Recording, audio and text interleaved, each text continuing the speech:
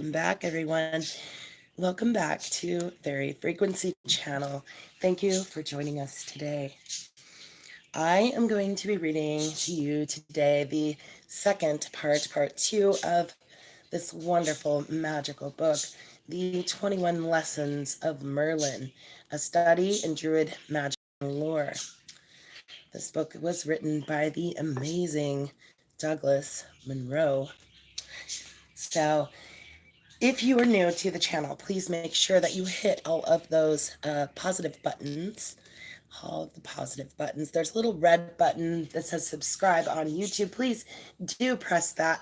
And then you should see a little bell. When you see that little bell, guys, on TikTok, there's the bell too. So if you press my icon again, you can make sure that that bell is ringing. There's actually 3 settings for the bell. The first one is right in the middle. It's mediocre settings, so you'll get a mediocre bell. The one at the bottom is a mute, so you won't hear anything from me if you press that button. Nothing at all. If you ring that very top bell, you'll get all of the notifications, hopefully, whenever we go live, and you'll be able to know when we post lives or new videos. So, without further ado, and please bear with me as I won't talk to the chat at all while I'm reading. If you've missed the first part, you can find it right there at the top of our video. Our videos. If you hit the video tab, you'll find it right there at the top. I will be creating a specific playlist for this book as soon as I get a chance. So, looking forward to that. If you have not seen the playlist for the Strawberry Moon Crystal Charging Parties, please do not hesitate to pop onto that playlist and check out our previous shows. We will be doing a full Strawberry Moon Charging Party tonight. So, without further ado, we are on the second part of the prologue here on page 32. Let's get started. So, Midsummer's Day, the day of the greatest lunar nightly imbalance. Midwinter's Day, the day of the greatest solar daytime imbalance. Beltane, or the eve of May Day, the cross-quarter night which marks the beginning of summer, the light half of the year. And the following is a chart showing the concept of astronomical asymmetry between the Earth and the heavens. Note the axis of orbit is an ellipse as opposed to a perfect circle. This degree of variation is what produces the asymmetrical polarization of seasonal energies. So there you see that wonderful chart. These were the times of high festival for the British Druids, when the other world might be accessed directly, during which fires, called need fires, were built upon the hilltops of the countryside. Such fires served one of a twofold religious nature. Number one, to encourage the energy of the sun, the great life giver, like energy, or number two, to be able to draw upon the elemental quality of fire itself as an agent of transmutation, something which has the ability to change substance from one energy plane to another. And along with this topic of the other world comes a concept so paramount to the Druidic religion and to religion in general that it reveals the occult mechanism upon which this book was constructed. I refer to the concept of universal archetypes. Archetypes, as a recent subject, was introduced and explored by the great 20th century psychologist and mystic C.G. Jung in numerous works, none of which fascinates this author more than his Gnostic treatise, Septem Sermons of Mortis, or the Seven Sermons of the Dead. In his books, Jung skillfully and colorfully exploited ancient principles which would have seemed most familiar to the Druidic priesthood in one version of this book, which clearly illustrates the connective links. Druidic priesthood in one version or another. The reader may here refer to a quote by Jung that begins, chapter 12 of this book, which clearly illustrates the connective links between Druidic doctrine and Jung's empirical Gnosticism. Jung's view of the inconceivability of God and infinity closely matched those set forth in the Book of Ferald. 2. Jung divided the umwelt or perceptual world of man into two classes of light and dark. And he stressed that the pathway to true growth lay within the nature of segregated beings of differentiation. For anyone with a keen interest in understanding the authentic group mind of the Druids, of Druidism restored, I cannot recommend too strongly the aforementioned 7 Sermons of the Dead, or Memories, Dreams, and Reflections by the same author. To clarify, an archetype is essentially a memory which remains after the originating individual or group is no more.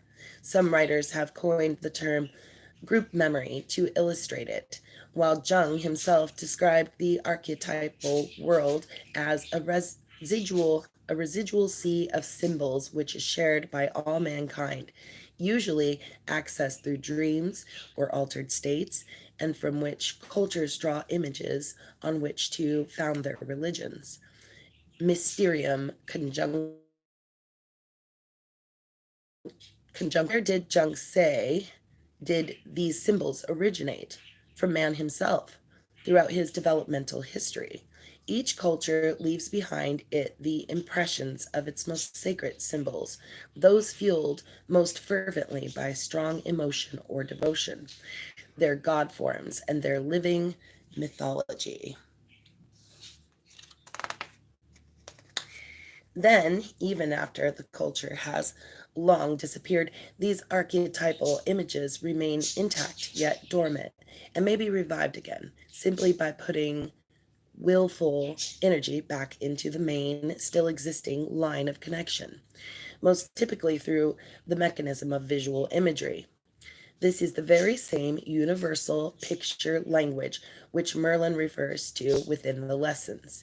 And so one can see that the magnificent culture of the Celts and Druids of the historic Arthur, the real man and his deeds, lay intact amidst many others, nestled safely under the waves of Jung's archetypal sea, ready to be tapped into. Within the realm of thought, we come at last to the purpose behind this book. Within our recent American culture, there has been a tremendous upsurge, a new age, old age revival of sorts, centering around the Celtic past and the Druids.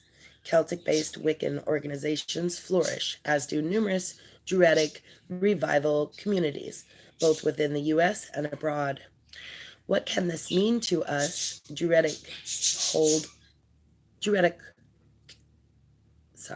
what can this mean to us Druidic holdovers, we archetypal magicians, just that these cycles of time and tide are washing back on shore many souls who were once a part of this rarefied world and are physically connected to it still, thereby in one such individual or group were to reestablish connections with this rich heritage, it might well provide fertile ground upon which to resolve old issues and forge ahead to new and greener lands. Such a concept is neither far-fetched nor impossible, but is based upon sound foundations of contemporary parapsychology. With a little research and letting go on the part of any who feel a calling to the Celtic tradition, belief could soon impart reality within the hearts of any. Within the perfect symmetry of a circle is held the essential nature of the universe. Strive to learn from it to reflect that order. That was from the 21st stanza of Merlyn. The above statement ascribed to Merlyn and penned down early in the 12th century illustrates beautifully the Celtic culture's respect and awareness toward nature's cycles. from reference within the feral material as well as important as well as countless other historic sources, we know that the Druidic system of magic revolved around a reflection of natural cycles, clearly visible in nature.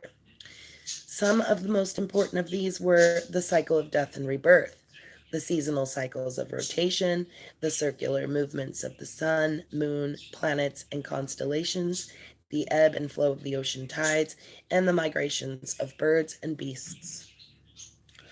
Along with these cycles themselves comes a graphic representation, the spiral, which occurs with great fluency at any point touched by Celtic culture. This design, which was important in the purely Celtic symbol known as the tri triscale, demonstrates ideally the motion of cycles within the world of form, unfolding ever outward, growing, always returning again to the same point, yet on a slightly higher level, rebirth. The following prose well illustrates the essential nature of this belief. I died as a mineral and became a plant. I died as a plant and rose to an animal. I died as an animal and I was a man. Why should I fear when was I ever less by dying? Yet once more I shall die as a man to soar in the blessed realm, but even from godhood I must pass on. And that is from the Mathnawi. The process naturally was tied to the Druidic doctrine of reincarnation, or transmigration, as they chose to call it. As is well documented by many period writers, this one belief above all others was paramount. To quote a stanza from the Gorchin of... So let me read that again because I think she just took me out with her phone call. So sorry. Okay, so I'll read that one more time, guys. I died as a mineral and became a plant. I died as a plant and rose to animal. I died as an animal and I was a man. Why should I fear when I was ever less by dying? Yet once more I shall die as a man, so soar in the blessed realm, but even from godhood I must pass on. And that was from the Mathnawi. The process naturally was tied to the Druidic doctrine of reincarnation, or transmigration, as they chose to call it.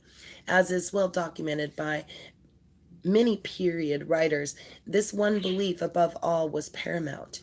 To quote a stanza from the Gorchin of Maildrew, each atom an evolving life, each blade of grass a potential soul.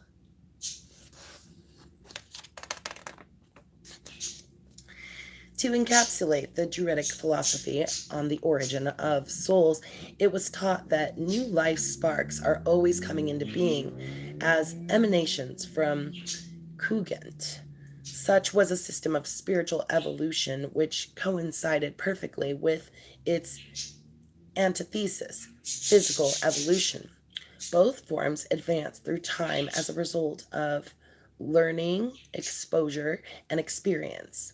The Druids felt that all consciousness was essentially the same, separated only by a difference of accumulated experiences. That is, humans have been all less complex things at some point in their past. A cat's soul, for example, or that of a tree, or any animated thing, differs little from one own in kind, but only in complexity and concentration, gained over successive life cycles. All degrees of souls are eternal, and all are in the process of expanding beyond the experiential bounds of their present state, heading towards the beyond. All souls evolve through the mechanism of cycles. That supreme, let me double check and make sure she's not calling again. Sorry. That supreme law of all nature. When a soul of any grade becomes saturated with the experiences available within the life form, then there is movement onto another higher one. Regression is impossible. Ferreld paraphrases. The Druids also believed implicitly that the knowledge of one's former state was a necessary precursor to present or future growth, a fact that a fact which is clearly evident in the 21 lessons of Merlin to follow. Below is reproduced the Druidic symbolic representation of existence, both known and unknown, in order to illustrate how important the concept of circular form was with Druidic doctrine. The graphic is an excerpt from the book entitled Bardas, mentioned previously. Note, for a fuller explanation of the three circles of existence, please see chapter 17. And there we have an illustration of that circle. In order to validate their teachings beyond their man-made imaginings, the Druids were careful to base all their key doctrines after patterns easily observed in the natural realm around them, to certify them as if by divine imitation. To them, small things, a flower, a pebble, a snowflake, the path a salmon takes in the water, all were reflections of the great cosmic order, glimpses into the mind of God, and were therefore worthy of great study, reverence, and replication. Trees were another good example. The Druids saw these as a special natural symbol linking heaven and earth together. The leaves and the branches caught the energy of the sun, grand ruler of the heavens, and transferred it down through the trunk into the earthy roots, symbol of the physical world. Such sincere veneration of this life form caused even the Celtic populace to refer to the priesthood using the term tree people. In addition to the fact that, again, the name Druid means men of the oak. Clearly, then, the Druids viewed trees as divine representations. Nowhere evidenced more obviously than in their own sacred Ogham tree alphabet. No matter which lesson was taught by the course, it can be said with certainty that the essence of it was surely drawn from a close observation of natural patterns and motions. It has been pointed out that there were two characteristics of intrinsic design which formed the individual and unmistakable stamp of Druidism, and which could not be separated from it without destroying the whole structure. One was the Druidic devotion to nature, and the other was the custom of apprenticeship. Apprenticeship was the one and only authentic mechanism by which the religion was transmitted down through the years. And since their own laws forbade the writing down of holy doctrine, the Druids felt that once a thing was confined to writ, it could then be attached. Sorry, where was I?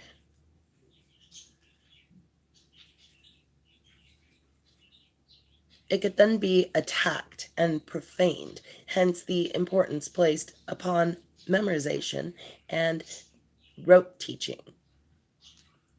Lessons were presented personally, and the student was given only enough information and tools to discover the answer for himself. As one Druidic axiom found within the text of this book points out, lessons unearned tend to go unremembered. Such lessons were also designed according to the law of three requests, already mentioned, which stated all learning occurs in threes, dictating that each lesson be constructed so that the student is given 3 opportunities to grasp its meaning. But again, nothing sacred was ever written down, despite the fact that the Druids commonly employed the Greek alphabet for legal or monetary transactions. The knowledge of the forbidden writing taboo presented the present author with one obvious, frustrating, long-standing enigma: how to compile an authentic work on Druidic teaching in writing without violating the aforementioned premise to the point of sacrilege. Let the reader be aware that this lone problem played heavily upon conscience for a long time before a solution appeared, as if an army of ghostly Druids were waiting overhead to see how the issue was handled. From the very start, it was clear that it would not do to simply lay out the insights side by side with the questions. These lessons were originally designed to occupy the minds and hands of apprentices for many years, after which the solutions would have been earned, as opposed to simply handed over. That would not do.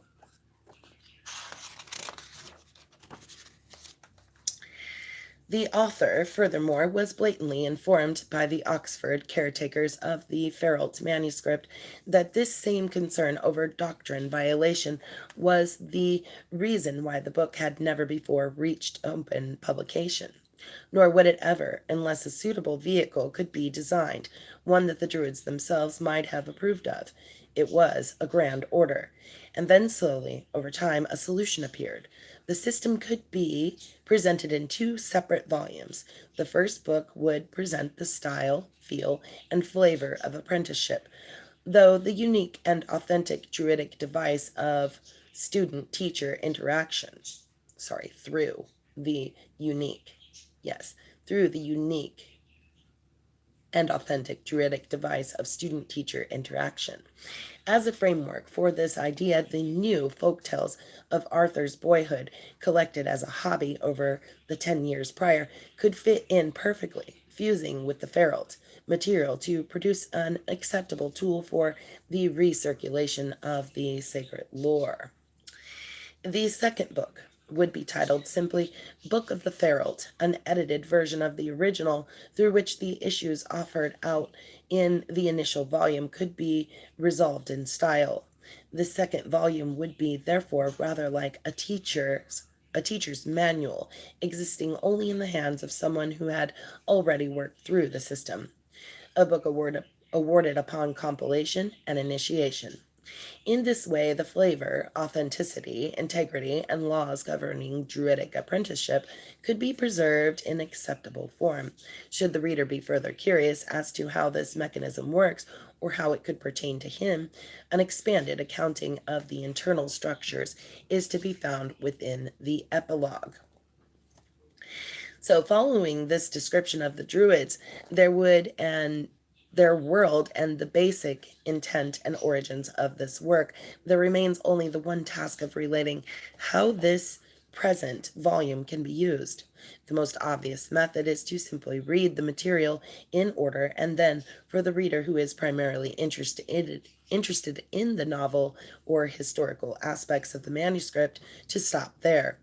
But for those readers whose interests demand a more esoteric or mystic substance from Arthurian lore, readers who seek a tool for their further spiritual growth, there is an added dimension built into the writings.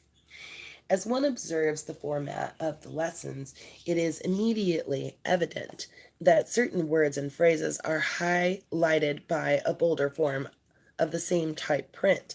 At these points, the contrasting print indicates a concept or thing which is covered in detail within the companion volume. Already mentioned is titled The Book of Ferralt, meaning that this fragment of information is somehow incorporated into a Druidic lesson or task, centered around a project or quest of some type. Should the reader be interested in a specific area of study so highlighted, he may proceed according to the suggestions in the epilogue. Yet the 21 Lessons of Merlyn itself contains a tremendous amount of practical information, enough to occupy any diligent student for a long while. Then, should interest persist, the beauty of the second volume can be pursued according to the time-honored Druidic tradition, individually utilizing the devices of authentic apprenticeship pioneered under New Forest.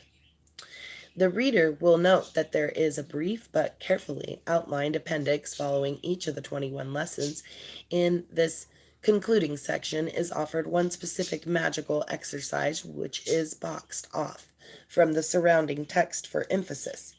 These exercises are magical rites, tools of discovery, which the reader can choose to experiment with, should he wish to delve deeper into the symbolism and hidden meanings within the preceding text.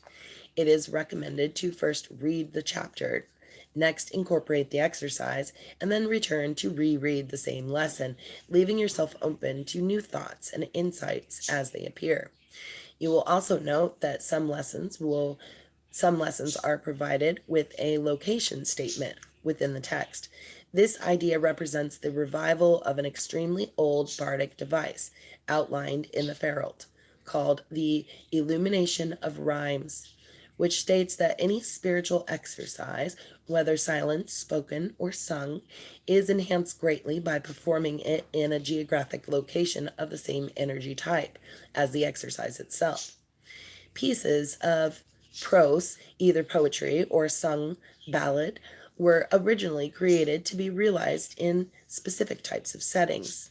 High among tree branches, lying by a stream, deep within a cave, way up upon a windy mountain top, under the summer moon time sun, or the midnight moon. So, since the 21 lessons have been arranged, whenever possible, to include a location suggestion for each, try to perform your reading or write in such a specified place. If the reader, as an adult, is willing to take on the open mindedness of a child, even if just for the duration of the reading, the author is confident that such colorful suggestions as these will add a positive dimension to the experience. Additionally, please note that there is both a single symbol at the beginning of each lesson and a single Ogham letter at the beginning of each appendix. Again, these are symbolic keys which are intrinsically linked to each story and are included not as mere decoration but as further tools for exploration. Please see Chapter 13, Appendix for the Gateway Rite. Always remember that you are dealing with a powerful archetypal world here, with an actual place based on historical happenings, which is merely moved onto a different plane of reality, but is still there. And these exercises can most definitely help the reader in building lines of connection between him and the specific archetypal world with which he wishes to establish a rapport. But keeping in mind this key law, the more your lifestyle actions and thoughts match those of the archetype you wish to contact, the more easily with such desired information flow between the worlds. Like energy begets like energy begets like, and thereby one may become what one thinks.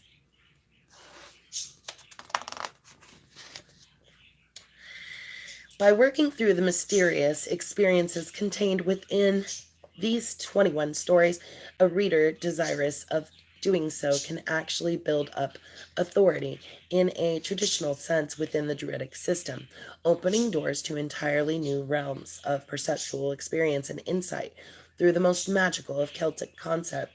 Words and deeds take on new meanings and power over time. A prime example would be one of the two ancient charms of making as given throughout the lessons. For a person with no authority within our archetypal realm, these words are merely words. They may be spoken to any degree with no profound effect. But in the hands of a druidic magician who has earned or built up authority over the elemental kingdoms, these mere words now spoken are transformed into tools capable of manipulating the very foundations of physical reality. Hence the hence the illumination of rhymes. And of those persons skeptical of such an approach or to whom such concepts are entirely foreign, the solution is obvious. Try it and see. Lastly, let the reader be aware that the archetypal world outlined in this book is not intended for everyone, nor for that matter is any one religious system. It's not intended for everyone, nor for that matter is any one religious system. In grand, awe inspiring Gothic views on reality, religion and sexuality will only be fully appreciated by serious seekers, and we might go as far as to say only by those gentle fanatics for whom it is destined. And as to simply curious reader, this book stands to offer a truly unique glimpse into a new body of historically based Arthurian lore, perhaps a breath of fresh air, following 1,000 years of gilded knights and damsels in distress. But for those few readers born into the era seeking to walk once more upon England's mountains green, I heartily say, welcome back. For as the Christian scriptures have come to remind us at last, many are called, but few are chosen. The author, The New Forest Center, May 1st, 1991. And that is the end of our prologue. So the next will be the first chapter, A Boy to Magic Born. So look forward to that. Look forward to a playlist designed specifically for this wonderful, magical book, The 21 Lessons of Merlyn, A Study in Druid, Magic, and Lore by Douglas Monroe. Thank you once again for joining us today.